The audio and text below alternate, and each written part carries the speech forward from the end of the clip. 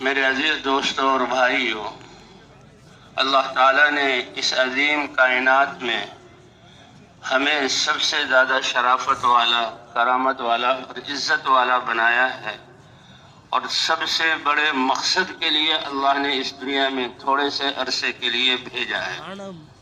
اللہ کی ذات وہ ذات ہے جو ساری کائنات کی خالق اور مالک ہے، ساری کائنات کو چلا رہی ہے اور ساری کائنات کی ضروریات کو اللہ پورا کر رہے ہیں۔ یہ کائنات، اس میں اتنا شعور ہے کہ اس کا کوئی ذرہ اللہ کی نافرمانی کر نہیں سکتا۔ اللہ قرآن پاک میں بتلا رہے ہیں کہ زمین اور آسمان اور مراد ساری کائنات ہے۔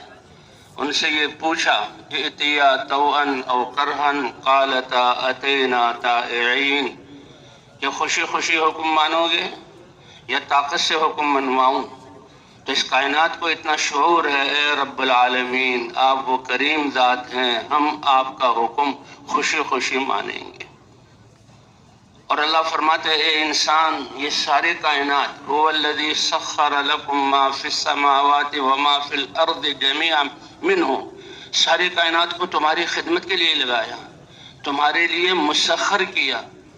کائنات میں سے کوئی مخلوق ایسی نہیں جو تمہارے لیے مسخر نہ ہو، اور پھر تمہیں سب سے بڑا مرتبہ، شرافت والا، کرامت و سب سے خوبصورت شکل پہ جہاں عطا کی، اور سب سے بڑا مرتبہ عطا کیا، اور سب سے بڑا مقصد تمہیں عطا کیا۔ افحسبتم انما خلقناکم عبثا، کیا پھر تم نے یہ گمان کر لیا کہ تمہیں بیکار پیدا کیا؟ کیسے اللہ سمجھا رہے ہیں، اے انسانوں میرے وعدے ہیں کہ میں نے تمہیں دوبارہ زندہ کرنا ہے، تمہارا ٹھکانہ اور زندگی تو آخرت ہے، دنیا تو گزرگاہ ہے۔ یہ میرا وعدہ ہے کہ ہر انسان کو موت آنی ہے۔ یہ دنیا جو ہے یہ وطن نہیں ہے، یہ دنیا جو ہے خواہشات کی جگہ نہیں ہے، یہ تو گزرگاہ ہے اور سرائے ہے۔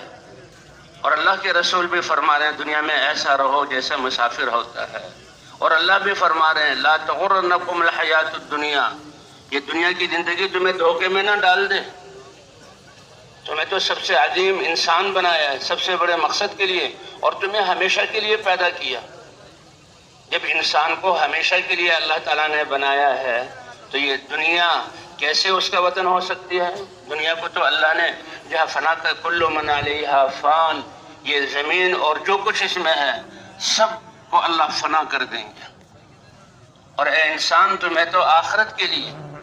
اس لیے حضور صلی اللہ علیہ وسلم نے فرمایا الدنیا خلقت لکم، دنیا تمہارے لیے پیدا کی گئی ہے اور تمہیں آخرت کے لیے پیدا کیا گیا ہے۔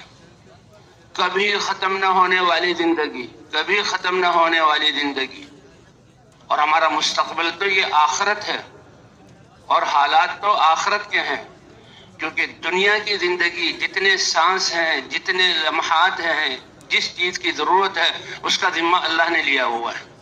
اے انسان تمہیں کوئی فکر کرنے کی ضرورت نہیں۔ ما اريد منهم من رزق وما اريد ان يطعمون، اللہ کو کچھ دو، اللہ کو اس کی ضرورت نہیں، وہ صمد ہے، اسی کے خزانے سے سب کو سب کچھ مل رہا ہے۔ اور تم اپنی روزی کی فکر خود کرو، کہ یہ نہیں کہ تم روزی کی جہاں فکر میں لگ جاؤ، اس لیے پیدا نہیں کیا، تمہیں تو آخرت کے لیے پیدا کیا ہے، اور آخرت کا سرمایہ تمہارے دل کا یقین اور اپنے اللہ کے دیے ہوئے اعضاء کا استعمال ہے۔ یہ دل اتنی بڑی چیز ہے کہ اس میں یقین ہو تو اللہ کا، اسی لیے حضرات انبیاء کرام کو اللہ تعالیٰ نے بھیجا، اور سب سے پہلے غفلت میں پڑے ہوئے انسان یا شرک اور کفر میں مبتلا ہو جانے والی قومیں، جب بھی اللہ نے ان کے ساتھ احسان کرنے کا ارادہ کیا تو حضرات انبیاء کرام اللہ کی معرفت کا سب سے بڑے علم والا کلمہ لا الہ الا اللہ لے کر آئے، اور قوموں میں پھرے اور اللہ کا تعارف کرایا۔ یہ بنیاد ہے۔ جیسے یہ سارے لائٹیں اور جو ہے ساری روشنیاں، گھروں میں سارے پنکھے اور اسی طرح ایئر کنڈیشن، ساری مشینیں، سب چیز موجود ہیں، لیکن کرنٹ نہیں تو ان کا کوئی فائدہ نہیں، یہ کمزور ہیں تو پھر بھی یہ نہیں چلیں گے۔ تو اس طرح ایمان ہے وہ طاقت جو انسان کی زندگی کو قیمتی بناتی ہے. اور اسی لیے اللہ کیا فرما رہے ہیں؟ والذین آمنوا اشد حبا للہ، جو ایمان والے ہیں جنہوں نے اللہ کو پہچان لیا، اللہ نبیوں کی دعوت کو قبول کیا، اللہ کی وحدانیت پر یقین کر لیا، تو وہ تو سب سے زیادہ اللہ سے محبت کرنے والے ہیں، سب سے زیادہ اللہ سے محبت کرنے والے ہیں. اللہ نے تھوڑے سے عرصے کے لیے اس دنیا میں بھیجا ہے اور سب سے بڑے مقصد کے لیے بھیجا ہے، اور وہ ہے اللہ کی عبادت. یہ اعزاز ہے انسان کے لیے. ساری کائنات کے لیے بارے میں کہا گیا کہ اس کو جو ہے انسان کی خدمت میں لگایا گیا، اور انسان کے بارے میں کہا گیا کہ انسان اور جنات کو ہم نے اپنی عبادت کے لیے پیدا کیا. اس لیے کہتے ہیں انسان کی زندگی اتنی مختصر ہے کہ 3 دن کی زندگی ہے، کہ جو دن گزر گیا وہ تو ہاتھ سے چلا گیا، وہ تو واپس آ نہیں سکتا. اس کے لیے تو توبہ اور استغفار کی ضرورت ہے. نافرمانی میں گزری ہے تو بڑے نقصان کی بات، لیکن توبہ کرنے پر اللہ معاف فرما دیتے ہیں. اور اگر اعلیٰ اعمال کو چھوڑ کر ادنا اعمال میں لگے ہیں، اس پر بھی انسان موت کے وقت اور قیامت میں حسرت کرے گا کہ میں اعلیٰ کو چھوڑ کر ادنا میں کیوں لگاؤں. جو گزر گیا دن وہ تو واپس آ نہیں سکتا، اور جو دن عقل کا ہے وہ تمہیں پتہ نہیں کہ تم اس کو پاؤ گے یا نہیں پاؤ گے. اس لیے تمہارے پاس تو اے انسان آج کا دن ہے. اس لیے ہر دن جب انسان، جب صبح کی ہم نے اور دن کی ابتدا ہو رہی ہے، تو روایت میں آتا ہے ہر دن انسانوں سے کہتا ہے انا یومک الجدید، اے انسان اللہ کا شکر ادا کر، تجھے اللہ نے ایک اور دن جو میں ہوں آج کا دن، یہ مجھے تجھے عطا کر دیا. اور یہ دن جو میں کیوں ملا ہوں؟ علی عملی کا شہید، جیسے فضائیں اور یہ دنیا کی ہر چیز اللہ کی گواہ ہیں، حتیٰ کہ انسان کا یہ جسم اور یہ اعضاء یہ بھی اللہ کے سامنے گواہی دیں گے. الیوم نختم علی افواہہم، اللہ فرماتے ہیں انسانوں جب تم میرے سامنے پیش ہوگے اور میں کہوں گا کہ سب کچھ دیا تھا، ساری کائنات کو تمہاری خدمت میں لگایا تھا، اللہ کے رسول آئے تھے، کتابیں نازل ہوئی تھی، محنت کرنے والوں نے، تمہارے بڑھاپے نے تمہیں سمجھایا تھا، حالات نے سمجھایا تھا کہ یہاں سے تم جانے والے ہو، تو بتاؤ آج کے دن کیا کر کے لائے ہو. انسان دیکھے گا یہاں کوئی بولنے والا نہیں تو وہ جھوٹ بولے گا. اللہ فرماتے ہیں الیوم نختم علی افواہہم، یہ منہ اور منہ میں بولنے والی زبان تو گوشت کا ایک ٹکڑا ہے. اس میں ذائقوں کے چکھنے کی طاقت کس نے رکھی؟ اور اس میں اتنی بولنے کی اور اپنے معافی ضمیر کو اتنے اچھے انداز میں جو ہے بیان کرنے کی طاقت کس نے رکھی؟ اللہ فرماتا ہے الیوم نختم علی افواہہم، آج منہ پر تالے لگ جائیں گے. وَتُكَلِّمُنَا أَيْدِيهِمْ، ہاتھ بات کریں گے اور پاؤں بات کریں گے، رانیں بات کریں گی. یہ سب کچھ ہمارے ساتھ پیش آنے والا ہے. یہی سمجھایا جا رہا ہے. یہ انسان کہے گا تمہارا ناس ہو، تمہیں طاقتور اور مضبوط بنانے کے لیے اور تمہاری عیاشیوں کے لیے میں نے سب کچھ کیا، آج میرے خلاف کیوں گواہی دی؟ کہا وہ اللہ جس نے زبان میں بولنے کی طاقت دی تھی، آج اس اللہ نے زبان پر تالا لگا کر ہمیں بولنے کا، انطقنا اللہ الذی انطق کل شیء، جس نے ہر چیز میں بولنے کی طاقت رکھی ہے، آج اس نے ہمیں بولنے کا حکم دیا. تو معاملہ کوئی معمولی نہیں ہے بھائی.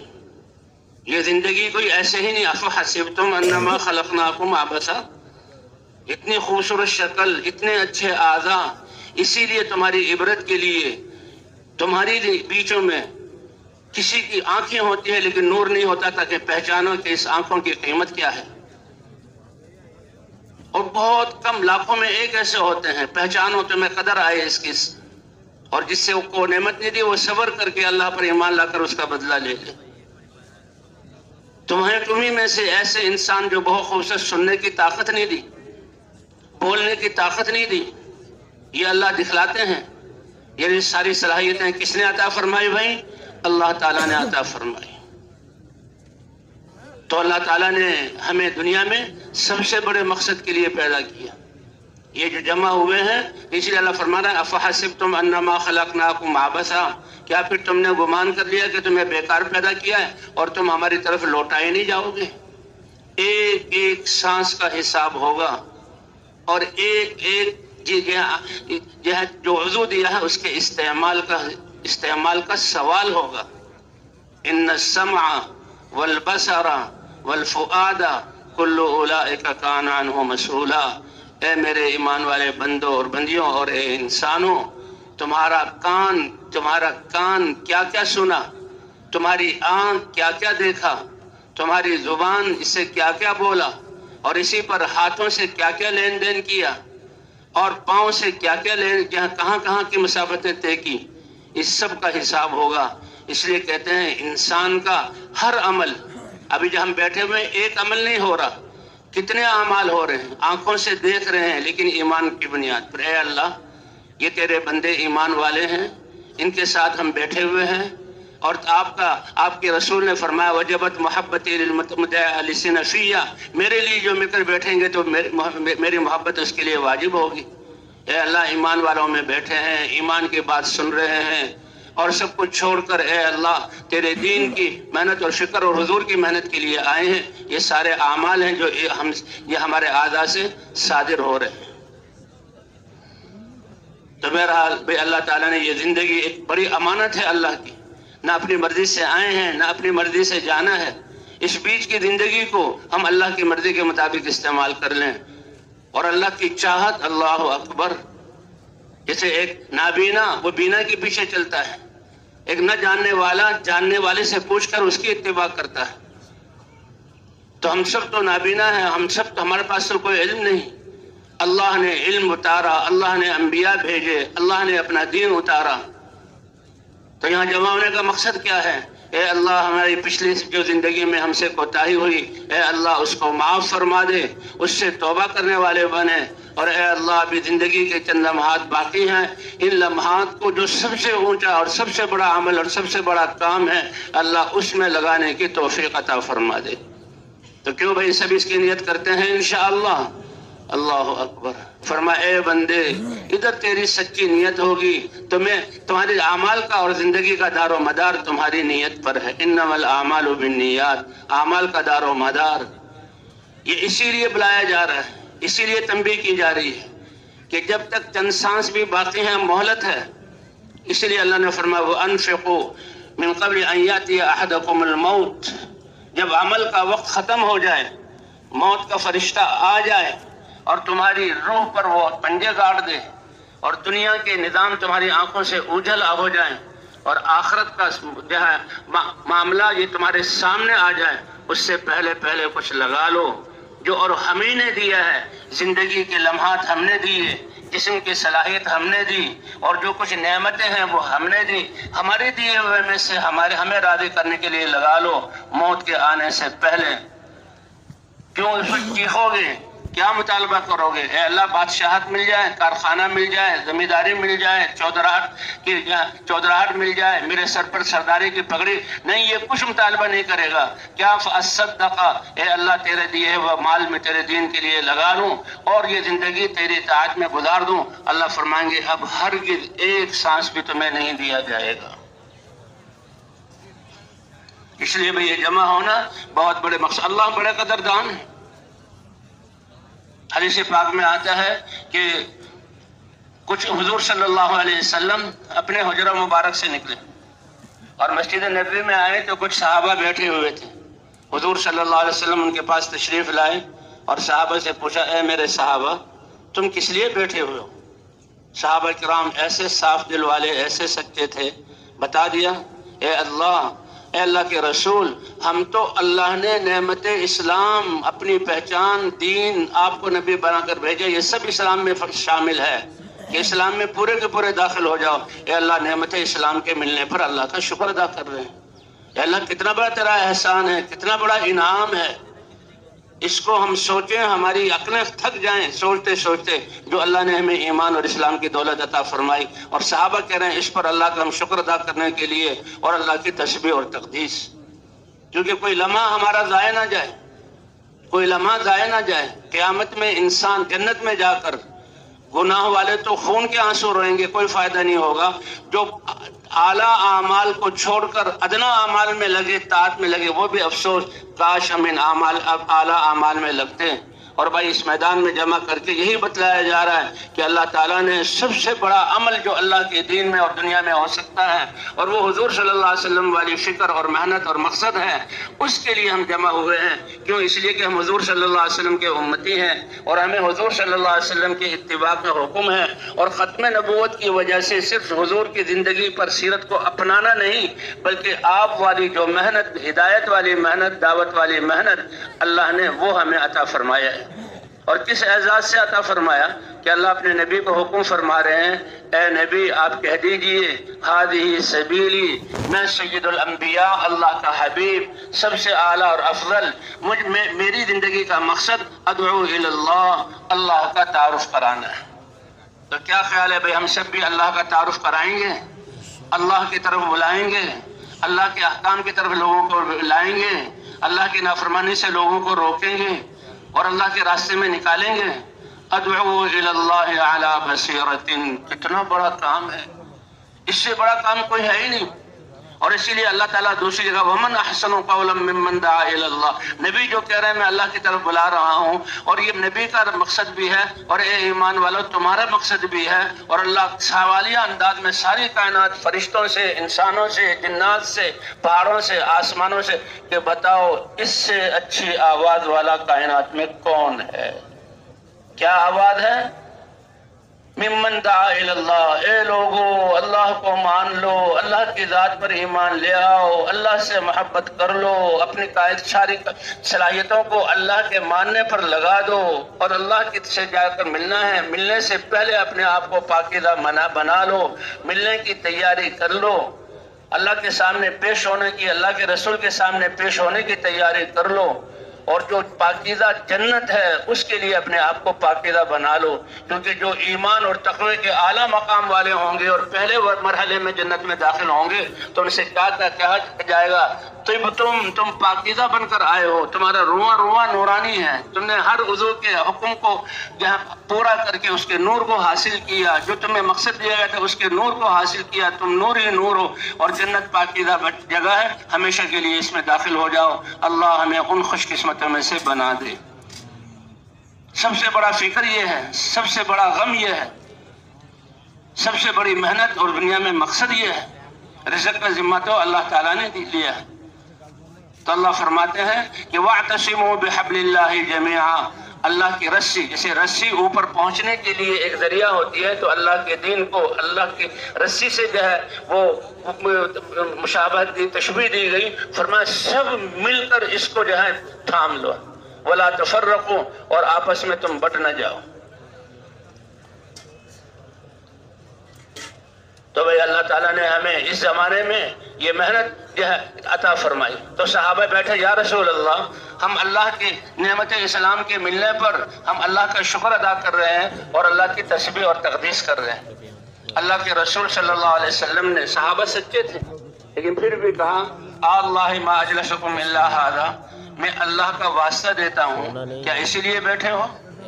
تو صحابہ نے بھی عرض کیا کہ ہم بھی اللہ کو حاضر ناظر جان کر اور آپ کے سامنے اللہ کی قسم کھا کر بتلاتے ہیں، اس لیے بیٹھے۔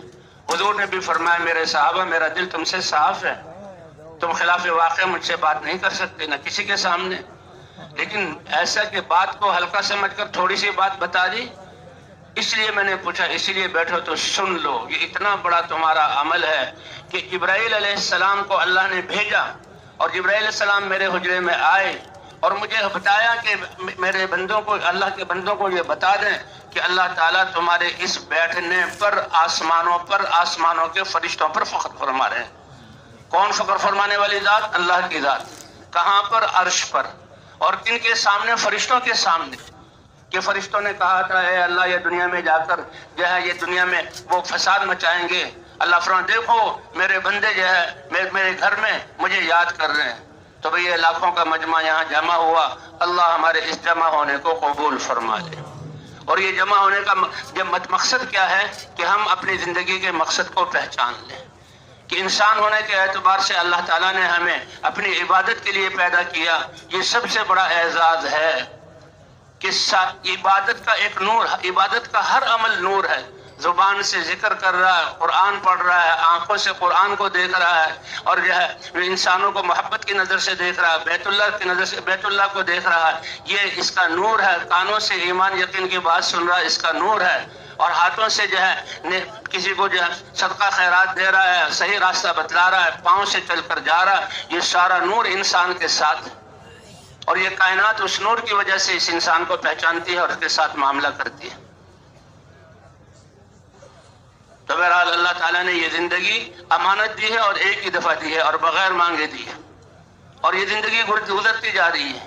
اس لیے سب سے بڑی نعمت ایمان کے بعد یہ سانس ہے کہ مرتے وقت کیا کہے گا؟ اے اللہ مجھے چند سانس دے دیے جائیں، اللہ فرمائیں گے اب نہیں ملے گا۔ تو اللہ تعالیٰ نے ہمیں